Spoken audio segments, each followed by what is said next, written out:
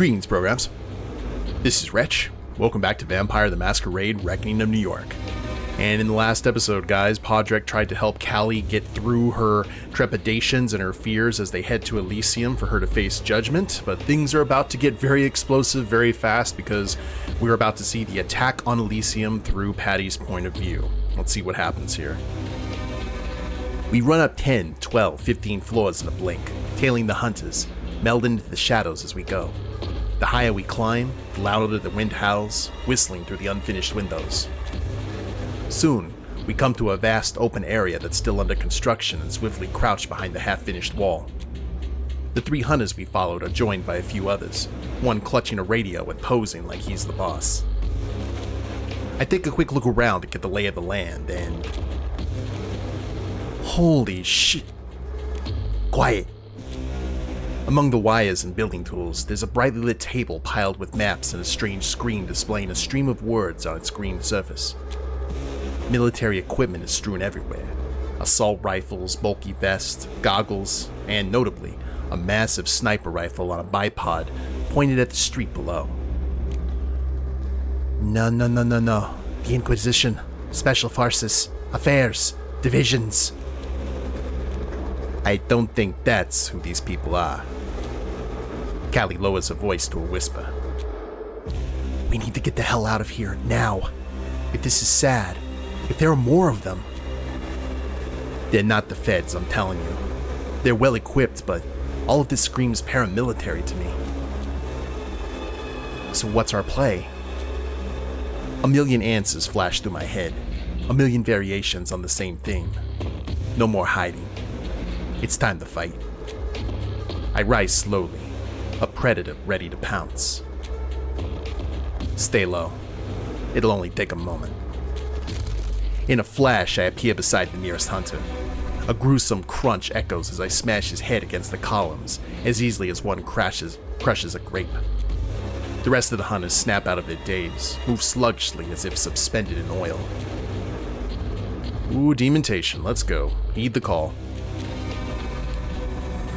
I don't try to search for words most impactful, exotic, or loud.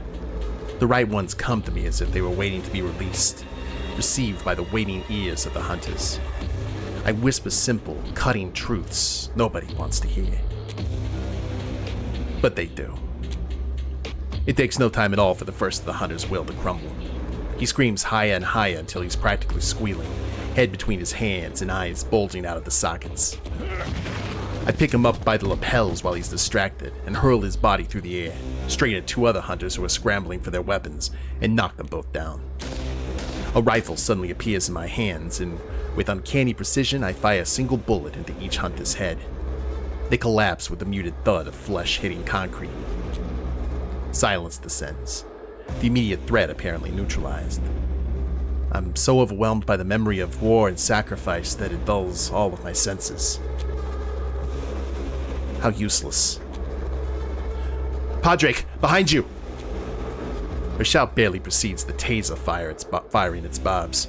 I whirl around and the needles burrow into my arm, electricity crackling down the wires. An unwelcome tingle rushes through me, although it's far from enough to actually stop me. But while I calmly yank the needles out, the last remaining hunter springs toward the table and deftly picks up a machete. Out of the corner of my eye, I see Callie getting ready to sprint and intervene. I need to hurry before she does something stupid. Again. The huntress advances with the blade drawn, but I'm simply faster than her. I lunge, grabbing her by the throat, and snap her neck with a brutal twist. The nauseating crack serves as a wake-up call. In the blink of an eye, I'm back to my senses. Shit, are you okay? I should've... I'm fine. It wasn't pleasant, but I'm glad you listened. There was no need for you to take risks. Oh, screw you. Making me sit here gathering dust while you're hogging all the action? I can't help smiling at her mock outrage. It's good to see that her wit has returned. The flicker on the screen on the table catches our attention, but that's not the real prize. It's the pile of documents spread across the table, blueprints and maps aggressively annotated in black ink. A closer look reveals a very detailed layout of the oddhole and its immediate surroundings. Callie and I lean over the table, exchanging wary glances. Damn, they've mapped out everything. They know the art hole inside out, down to the last screw. Seems like they've been at this for weeks. Suddenly, through a gap in the wall, Callie spots something outside, perhaps on the roof on the next building. Following her gaze, I see flashlight beams slicing through the darkness. She jumps into action like a cat on hot bricks, grabbing the sniper rifle propped by the window. Sweeping the gun from side to side, she peers through the scope and surveys the entire neighborhood. What do you see? Hunters. Loads of them. All over the fucking shop. Bollocks. Jesus. It's completely surrounded. Every damn corner swarming with hunters. She jerks away from the scope, which clatters against the rough windowsill. What the hell do we do now? We must alert the council immediately. This is... Just then, the crackle of a walkie-talkie cuts through the tension. Callie snatches it up, straining to hear the faint voices through the static. All units, take your positions. Lightbringer, confirm. Your spot. We move on your signal. It's harvest time, brothers and sisters. Drive out the darkness. Over. All hands on deck. Let's teach these fucking leeches a lesson. Over. Harvest time. They're gonna rip you out like a weed. Like a weed. Callie glances at me, but I barely even see her. I'm frozen in place as long-forgotten memories of howling bullets and engines roaring in the sky thunder in my ears. Don't just stand there, damn it! Move! We bolt from the building as fast as our legs will take us. The cacophony brewing inside my head makes it hard to think and navigate the labyrinth of alleyways leading to the art hole. Run, run, little Paddy, or you'll have a big fall too. We manage to move unscathed past all the hunter patrols and reach the Elysium's entrance. Callie makes to grab the door handle, but is immediately stopped and brusquely shoved aside. Before I can steady her, she lands hard on the ground, just in time to see one of Valerie's thugs blocking the door. The hell you think you're doing? You went on my say-so. I reach down to help her up, but she's already on her feet, driven by pure, unbridled rage. Get the fuck out of my way! She tries to push past him, but he's a brick wall, stubborn and unmovable. And my patience is wearing thin. Hit, grind, tear, rip. What's your fucking problem? You go in when I... Patience. Patience. I punch him squarely in the face, smashing him back against the wall. Perhaps a touch harder than I intended, but I couldn't help myself. I don't remember the last time I felt so much fury in the face of idiocy. Callie shoots me an appreciative glance, and we charge into the art hole before the hound can scramble back onto his feet. Our entrance stops the incessant debating dead in its tracks. Jaws hit the floor, eyes widen, but the only thing I really notice is the murderous look the sheriff throws our way. Callie nearly trips but regains her balance before ending up on her knees. A quick glance tells me the room hasn't changed much since my last visit, except for the notable absence of torque. But I barely have the capacity to process that. What on earth is this intrusion? You cannot possibly... This is hardly an appropriate entrance for one whose fate is so precarious, Ravnos. Callie waves her hands, desperately trying to get their attention instead of their scorn. The hunt... Kadir, shall we just skip the trial? She's obviously courting final death here. Everyone just shut the hell up for 1 second. They obviously have a reason. I need to get through to them. Esteemed counsel, please, you must listen to... That fucking hound from the door grips Callie's arm and wrenches it back harshly. And the counsel is still talking. What are your plans for dealing with this sheriff? In my domain. Unacceptable. Valerie, seize them. Enough! His voice silences through the chaos, commanding instant silence. I use the moment to push Valerie's thug off Callie, all the while resisting the urge to punch him straight through the wall. The sheriff lets the moment linger, soaking it up until the last whisper dies down. Then he holds it a bit longer before breaking it like a vow. "You've let your raven fly, Conroy." His words carry the weight of impending doom, heavy with promised violence. "You better have a good reason for this disruption. Exceptionally good." "Would we storm it here if... Sheriff, it's... the hunters. There's a swarm of them, armed to the teeth. They're advancing on Elysium. We saw them." Her shouts echo through the room, and suddenly, everyone's stunned speechless. The silence drags on. And on. "Should this prove to be yet another one of your schemes, Raven, I swear. This is preposterous. There's simply no conceivable way that... You're all completely fucking out of your minds. Just listen to her."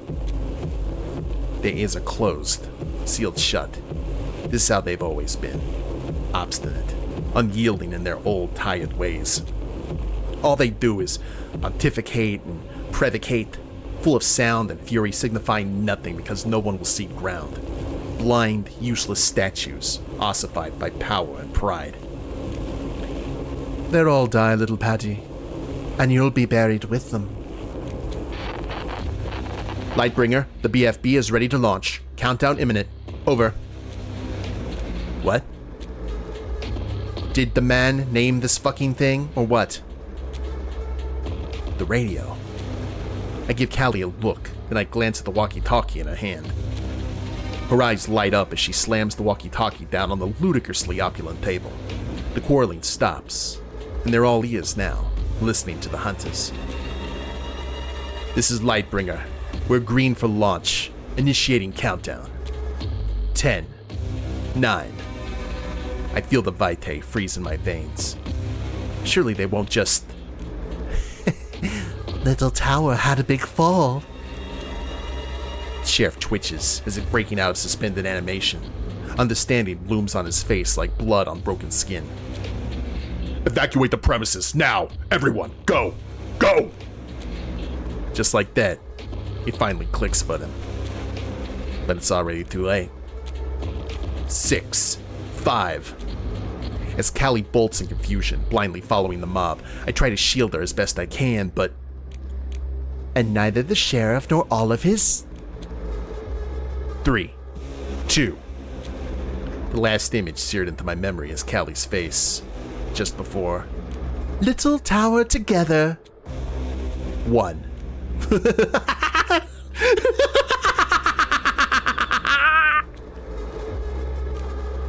More assorted laughing. I pull on Callie's arm, still staggering from the initial blast, and drag her away from the ruins of what was once the crowning glory of New York's Camarilla. Elysium is now just a husk, its grandeur swallowed by ferocious flames that smothered the desperate screams of those who fled the havoc. Thick smoke spirals into the night sky, fiercely tearing at the air around it. She seems lost in a trance, unresponsive to my attempts to jostle her awake. Nevertheless, I persist. "Leave her behind, Paddy. She'll slow you down, that bitch." "Callie, snap out of it." Clack, clack, clack. Clackety-clack, clackety-clack. The sudden, close sound of gunfire finally rouses her. "Yeah." We break into a run, with me clutching her hand tightly as I half pull her along. She appears mostly unharmed, with only one deep gash on her cheek and minor scratches elsewhere. Nothing too alarming. We pass by Arturo, who's half carrying a barely conscious Prince Panhard. He shoots us a hateful glare before sprinting off. The sharp rattle of an assault rifle echoes just behind him. A few bullets whiz by, one narrowly missing my neck, leaving behind a metallic scent and the unnerving feeling we're being hunted. "Attention! Arms at the ready, soldier!" We're about to duck around the next corner when our luck runs out. A hunter, barely a few feet away, levels his rifle at us. "Goddamn abominations!" I recognize him. He's the sole survivor from that mob that went after the serpents. The serpent handed him a grenade and, with inhuman charm, ordered him to detonate it at his headquarters. I was certain he'd be torn to shreds by now. He hesitates, lowering his gun slightly. I know y'all. You goddamn leeches, I remember you. I bare my fangs, carefully observing his every move, ready to strike at any moment. Rip, tear, slash, rend, bleed him. Bleed the fucker dry. Silence, damn you. What you did?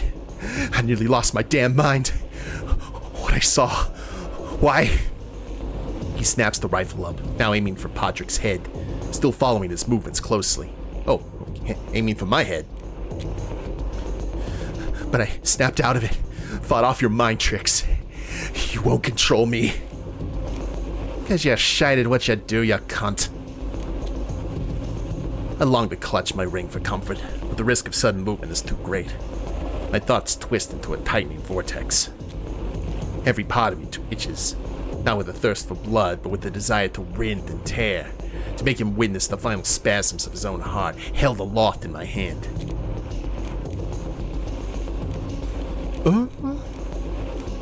Heightened senses. Let me see. I fortify all my senses and channel my whole being into a piercing gaze. Even the slightest twitch of his muscles is apparent to me, and I'm ready to react before he knows his next move.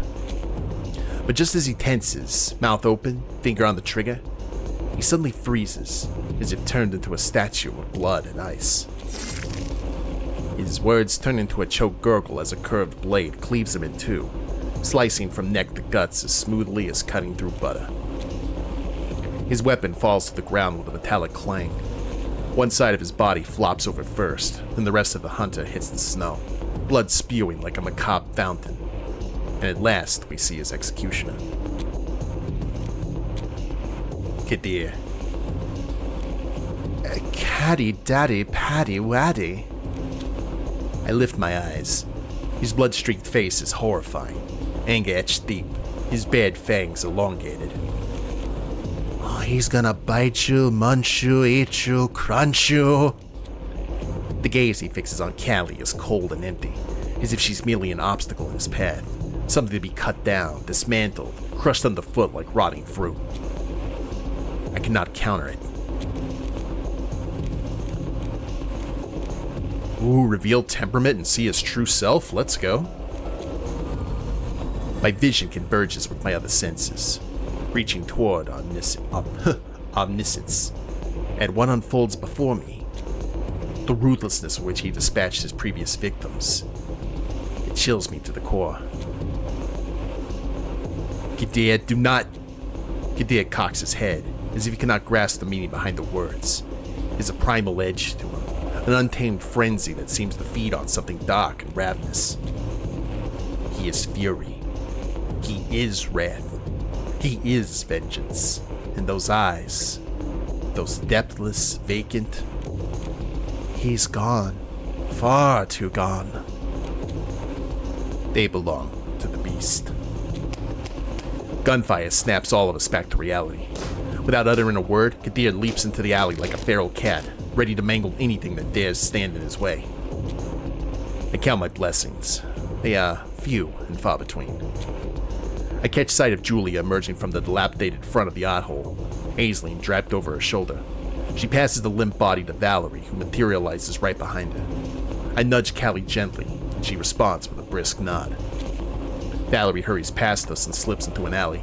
Julia, with one arm dangling uselessly, walks up to us. Are you idiots really just going to stand there? No, obviously not. The north exit's blocked and those assholes are pushing in from the Bronx. Conroy, do you know about our safe spot in Greenpoint? I don't think so, no. We only hear the thundering boom a moment after the ground between us explodes in the shower of debris. Frantically, we scan our surroundings for the shooter. No avail. Surrender! Throw your hands up, bitch! Fuck. We need to split up. You two, make for Williamsburg. Someone will pick you up there. Move it, now! She vanishes into the shadows, leaving only the fading sound of the footsteps. Another loud explosion rumbles and a gunshot cracks as we attempt to sneak away from our hiding spot. That's when I spot the shooter, betrayed by a straight glint from their scope. perched on a rooftop down the street, prepping the next shot. But it never comes. Instead, a dog appears out of thin air and lunges at the sniper. Its jaws clamp onto the neck, throwing them off balance. They stumble and fall off the roof. And just as suddenly, the dog is gone. Holy fuck, did you see that? I did. It might have been a gangrel, although let's think about that later. Wasting no more time, we dive into the shadowy alleyways, Callie close behind me. But I sense somehow that only darkness lies ahead, waiting for us to come. How far can you really go? The relentless echo of gunfire fades, now replaced by the distant, mournful wail of police sirens. Good cop, bad cop, lurid cop, dead cop, dead, dead, dead. We press on, and on. The palpable threat of gradually poisons my resolve. My inner voices clearly revel in my weakened defenses. So I keep spinning my ring until I hit 20. I repeat this ritual each time they rise anew. Dead, dead, dead, dead. 20. We should get moving. Yeah. We run in silence, Callie and I, executing our movement in seamless harmony as if we had practiced this flight over and over, perfecting each emotion. But the massacre I witnessed in Elysium clings to my mind like a parasite. My reaction was visceral. My body recalled its wartime instincts. When a rogue grenade obliterated my comrades, I fled the trenches before my mind could even register the need for survival. The smell of charred flesh is almost tangible, and it's somehow mixed with oil? As we sprint through a seemingly safe alley, the faint smell of burning gasoline hits my nose. The smell intensifies as we round the corner, mingling with the fading glow of a fire in the trash can. Callie trips, crashing into the icy slush. I move to help her up, but something stops me in my tracks. There's danger around us. I look up, eyes adjusting to the dim light. The alley is strewn with bodies. Hunters, judging by their gear. It's deathly quiet. Deathly, deadly, dead, died, dying. Would you just stop? Shit. It's like a grinder ran through them. Who? Oh, and she's going to eat it too. I do not know, but we need to find another way. Something's not right here. But ain't that so fucking perceptive of you? I spin my ring like the madman I am, but to no avail. The noise only grows, and it's the last thing I need right now. But what would you ever do without us? I wouldn't be able to think. 20. Suddenly, Callie launches herself into the sky, her fingers desperately trying to grab the slick surface of a flaming bottle. She somehow manages to get a hold of it. Still airborne, she spins and throws the bottle at a nearby window, where a hunter, one that I completely missed, stands with his face twisted in terror. The sound of breaking glass is quickly followed by flames bursting forth from the window, and the hunter's screams fill the air. The pungent aroma of charred flesh strikes my nostrils, permeating the alleyway within seconds. Callie lands roughly on her back. I rush over and pull her to her feet. Then, a piercing scream and the sound of smashing glass cut through the silence. Another hunter tumbles out of another window and hits the ground with the crunch of broken bones. He's followed by a dark, bloodied figure that lands elegantly beside him. Well, well. Who else could it be? Valerie grabs the hunter by the throat, hoisting him up before biting deeply into his neck. She drinks ravenously, her victim's body spasming under her grip until it finally goes limp, the last twitches fading in the stillness. Valerie? She doesn't answer, still on a high from feeding. Without a word, she spins around and disappears into a nearby building. Moments later, she emerges, carrying an unconscious Aisley. She's missing both her legs below the knees. Her left arm's been ripped off at the shoulder, and there are severe lacerations all over her neck. She's also covered in burns, giving her skin the texture of cracked scales. It's an awful sight that stirs unwanted memories. Oh, we won't let them out of your mind ever again. Valerie and Callie's voice drift past, but my thoughts are consumed by the grim spectacle of Aisline's mangled flesh. Have a good look, pretty boy. That's gonna be you very soon. 20. She won't be waking up from torpor anytime soon, I'm afraid.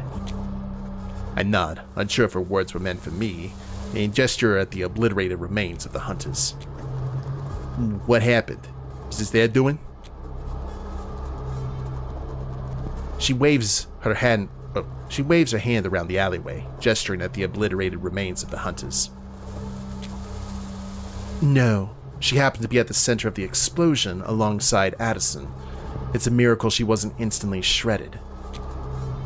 And Payne? Valerie shrugs.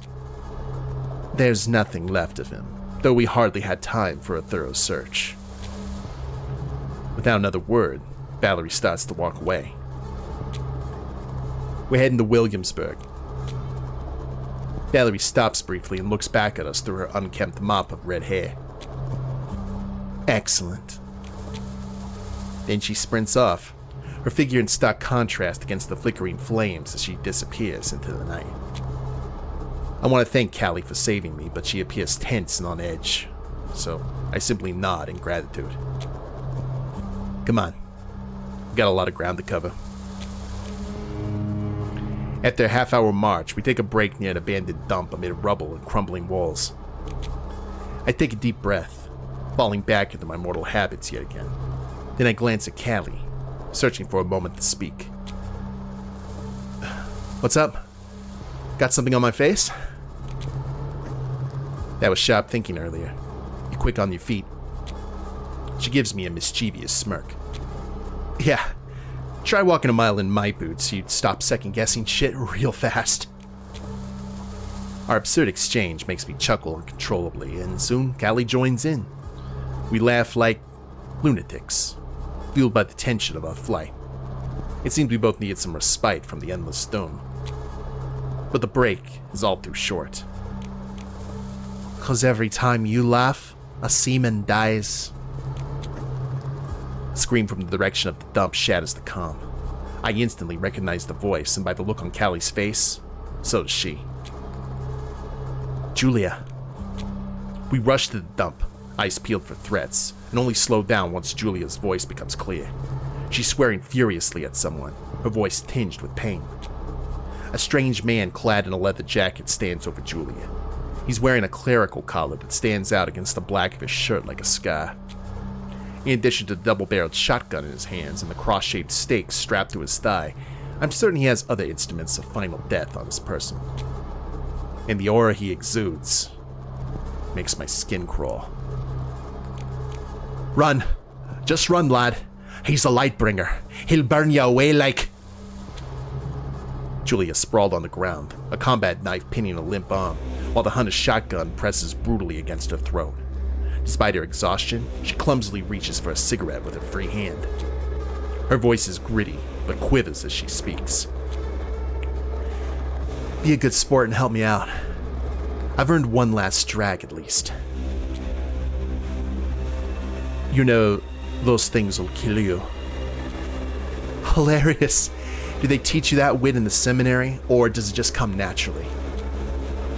His movements are slow, calculated, almost serene as he lights Julia's cigarette for her. I sense Callie's unease and motion for it to calm down. Something's not right about this guy. We should... Yes, but let's bide our time. The right moment will come. I find myself immobilized, my limbs frozen with primal fear, and I want to... Get away from him! Spin. 20. Should I run through a comedy routine of my sins while we wait? No need. You're beyond redemption. There's no sin where there's no soul. Oh, Father, I am sinful in more ways than you can imagine. Father, I left the clergy a long time ago. Now I follow a different calling, One that has truly deepened my faith, far beyond what the Holy Sacrament could achieve. Huh. Isn't that a fucking relief? Juliet drags deeply on a cigarette, stalling for time.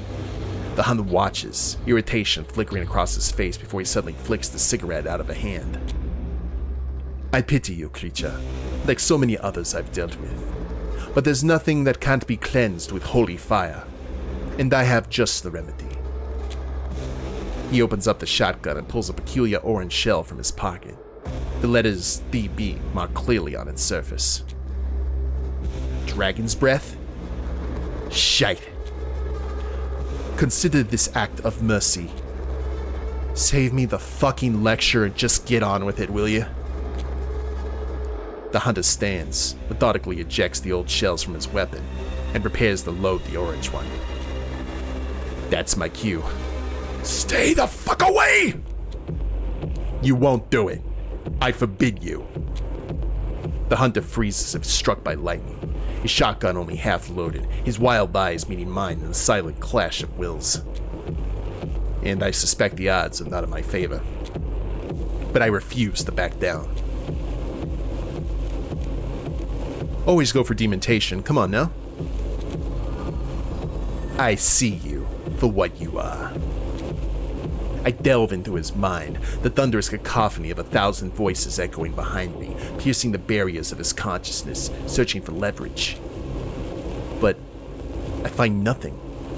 No fear, no submission, just raw, steadfast resolve. And suddenly, I'm the one who's afraid. If you could really see me, you'd have fled already. But you can't outrun your reckoning. Then, in one fluid motion, the hunter draws a six-shooter. The crack of gunfire shatters the eerie silence. Clatter, clatter, mindless clatter, chatter. The sensation is of a wrecking ball striking right above my lifeless heart, severing the connection between my feet and the ground. It's a brief flight that ends abruptly with my head crashing against the unforgiving, cold, hard concrete. Endless black, dim and dark. And then, darkness. There's nothing. A void without sound, without scent, without touch. I feel nothing except the overwhelming reality of this strange dream in which I seem to be trapped. But the darkness, I can feel it, swirling and churning around me like ink, seeping into this boundless expanse. Is this how it ends? It is not the end. Strange, because it's exactly how I imagined it would be. Open your eyes. My eyes are open, but I see nothing. Then open your mind. I let go of reason, relaxing ever so slightly, and I feel someone touches the essence of what I am, and pulling me back from the brink. And I yield. Ooh. Alright guys, interesting. This voice is really the most fascinating aspect of seeing this stuff through Patty's point of view. Like, who is this mysterious red voice? And what does it have to do? Could it be Malkav? Could it be something a little bit different? Maybe the Ravnos antidote? I don't know. It could be a whole bunch of different things depending on the story, you know, where they want it to go. But I guess we'll figure out as we continue on. It's night 5. We're getting there to the end and that inevitable conclusion. But we'll go ahead and end it here. Hope you all have enjoyed it. If you liked the episode, please leave a like down below. Subscribe to the channel, leave a comment, that'd be a big help. I will see you next time. Later days, everyone.